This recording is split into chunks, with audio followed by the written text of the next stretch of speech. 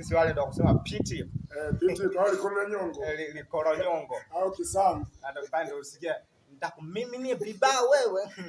Ndio sisi hapa. Yaani Kiswahili vibao. Sasa sisi bwana tuko mbele hapa leo. Mimi ndugu zangu nikiwa na ndugu yangu Angali. Namna hiyo. Amekuja kunitembelea mimi ndugu yake. Dar es Salaam bwana 3. Angali amekuja Dar.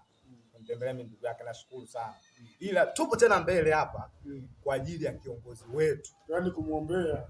Kumuombea mema. Huko atafanya vizuri. Kwani sio vizuri kumuombea huko tumesimama. Piga magoti. Ukipiga magoti sawa sana, mimi nipiga magoti. Katika watu wana akili, wewe una akili. Sasa kiongozi wetu shupavu baba. Yaani wewe akitoka rais ndo unapata wewe. Tumekukabidhi jimbo la Namtumbo. Naam. Bwana Omela. Amen. Tunaomba wana Mtumbo. Amen. Uwatekelezee mahitaji yao. Amen. Uwatekelezee kila hitaji wanalohitaji. Amen. Hasa kwa wale yatima ambao hawana baba wala mama, wasiojiweza. Amen. Pia changamoto za maji, changamoto ya mitalo ya taka. Hii kuna changamoto nyingi. Walemavu, baskeli za kutembelea. Kama wewe hapo unatakiwa upate baskeli. Sababu wewe hapo wewe baskeli.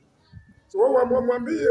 Ila kwa kuwa bwana kiongozi wetu Omela amepita kwa kula zetu sisi. Sisi mbili zimemsababisha yeye mpaka amekaa kwenye jimbo lile. Mimi na wewe tukisema sisi tusingeenda kutiki, wewe asikipita yule. Ila sasa kwa uwezo wa Mwenyezi Mungu bwana Omela umepita. Baba kwanza anajua wewe yule mtu mzuri, ana shida yule. Baba anajua. Na ndio maana sisi tumekuchagua kwa sababu wewe una future. Una future. Sema mtu sawa kitu kimoja.